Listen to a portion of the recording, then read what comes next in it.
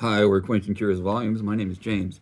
It is Saturday, which is Tag Saturday, because I've been tagged by Randy Ray, the literate Texan, and I'm just pleased to see that he's back on YouTube these days and making a whole bunch of great videos.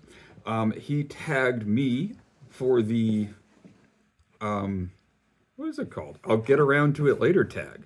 I think I've been tagged by someone else for this. And I'm sorry, I guess I was procrastinating, but now I'm finally getting around to it. So, anyway, there are 9 prompts, 8 prompts, 9 prompts. Anyway, there's a number of prompts. I'm going to do them. And they all have to do with things on your list of books to read. The first prompt, number 1, a classic book that you have been meaning to read forever, but haven't read. Check it out.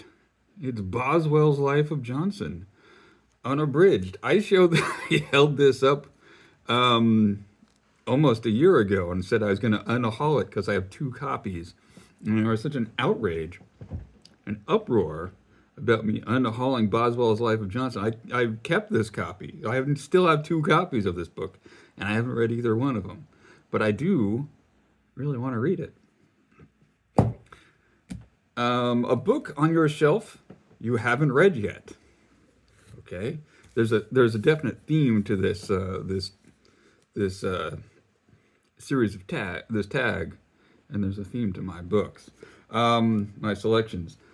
This is Edmund White's Marcel Proust. This is in the series Penguin Lives, which are very short biographies of famous people. So on the back it says there's a Larry McMurtry book on Crazy Horse. Have you read that, Randy Ray? I know you're a big Larry McMurtry fan. Karen Armstrong's book on the Buddha. I think I've read that one. Edna O'Brien on James Joyce. Good God. Well, so here you go. It's as anything, this might be the shortest book ever published that has anything to do with Proust. It's about 150 pages. So as part of my now almost a year-long read-through of In Search of Lost Time, I do intend to give this a read somewhere in the next couple of months. Number 3, a book that you recently got that you haven't read yet. I showed this in my video on shopping at the Goodwill outlet bins. It's T.S. Eliot's A Life by the great biographer Peter Ackroyd. I also, from the bins, scrounged a copy of the complete poems and plays. Not even on the same day, I don't think. But yeah, so pretty.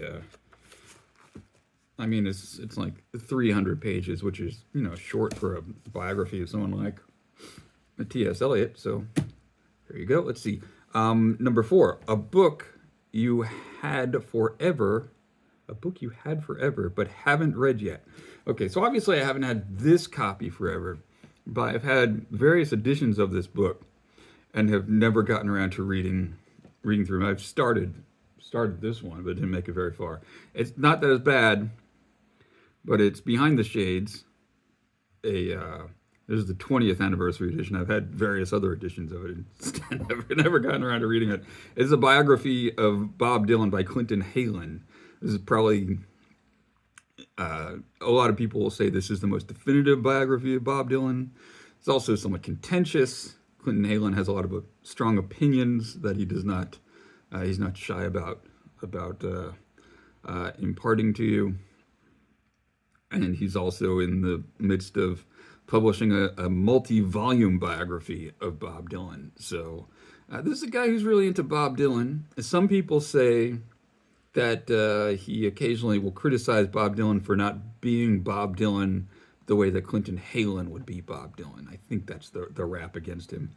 But anyway, it's interesting. It's called Behind the Shades, which is not a reference to someone wearing sunglasses, but is a quote from an unreleased alternate track off of Blood on the Tracks called Up to Me. So, I mean, that's a really Dylanologist thing to do, to name your biography after something that most people haven't heard. There you go. All right, number 5, a book a friend recommended that you haven't read. I have started this, and a friend didn't recommend it. A friend of mine wrote it. It is Ink, The Indelible J. Mayo Williams by Clifford R. Murphy. Clifford Murphy is a friend of mine from grad school. He works for the Smithsonian Folklife Institute these days. And this is his most recent book, a biography of NFL player and record producer J. Mayo Williams, also a graduate of the same school that Clifford and I went to. So, let's see. Number 6, a book you're procrastinating on. Okay, I'm almost finished with this book. So procrastination, I'm procrastinating for another reason, which is that I'm supposed to review it. So this book is not out yet for most people, but it is Doc Watson, A Life by Eddie Huffman. And I'm invoking it because of the classic writer's procrastination. Once I finish reading this book, I have to write my review of it. So, and there you have a whole other world of procrastination. I'll probably finish it this weekend. I'll probably write the review. I might write the review this weekend as well, depending on what else comes up. Number 7, the next book on your TBR. This is a book I've also started. So the next thing on my TBR is to finish it.